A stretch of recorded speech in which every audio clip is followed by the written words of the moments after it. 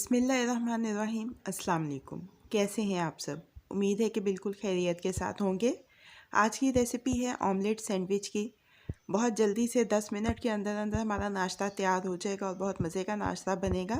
Recipe शुरू करते हैं उससे पहले अगर आपने अभी तक मेरे चैनल को सब्सक्राइब नहीं किया है तो चैनल को सब्सक्राइब कर लीजिए और बेल बटन को प्रेस कर लीजिए ताकि हर नई आने वाली वीडियो का अलर्ट सबसे पहले आपको मिल सके।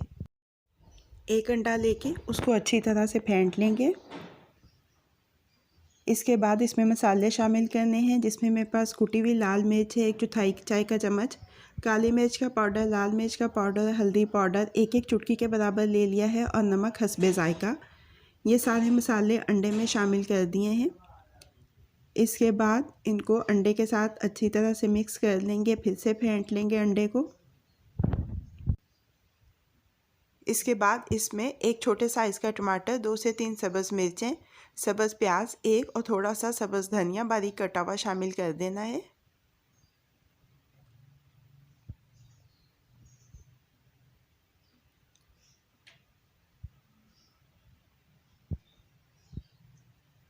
इन सारे अज्जा को भी अंडे में अच्छी तरह से मिक्स कर लेंगे। दरमियानी आंच के ऊपर पैन रखा है, 2 खाने के चम्मच इसमें तेल के डाले हैं। तेल गर्म हो जाए तो अंडे का मेज़ा इसमें शामिल कर देना है।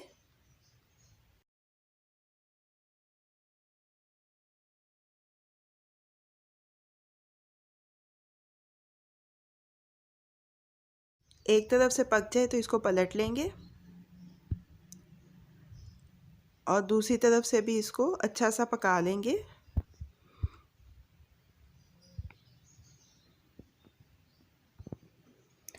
ऑमलेट तैयार हो गया है हमारा। 2 ब्रेड के स्लाइसेस लिए हैं। एक स्लाइस के ऊपर हरी चटनी लगा रही हूँ मैं और दूसरे स्लाइस के ऊपर मैं टमाटो केचप लगाऊंगी। हरी चटनी और टमाटो केचप की रेसिपी मैंने आपके साथ शेयर की हुई है, चैनल के ऊपर मौजूद है, आप वहाँ से देख सकते हैं। इसके बाद जो ऑमलेट तैयार किया था वो इसमें रख लिया है। दूसरे स्लाइस के साथ इसको ढक देंगे और ग्रिल पैन रखा है दरमियानी आंच के ऊपर। 1 खाने का चम्मच इसमें मक्खन का शामिल किया है और दोनों तरफ से डबल रोटी को ग्रिल कर लेंगे।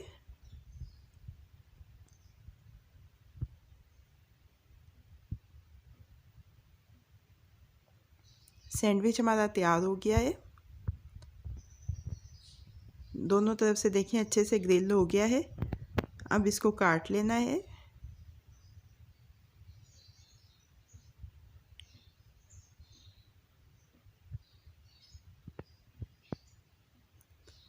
अपनी सर्विंग प्लेट में शिफ्ट कर लेंगे।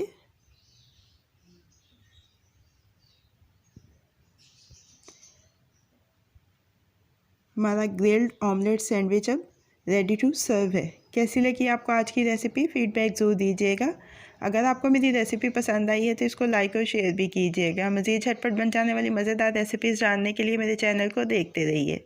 अल्लाह पाक आपके दिलों को, घरों को, दस्तरखानों को हमेशा आबाद रखें। फ़ी अमान अल्लाह।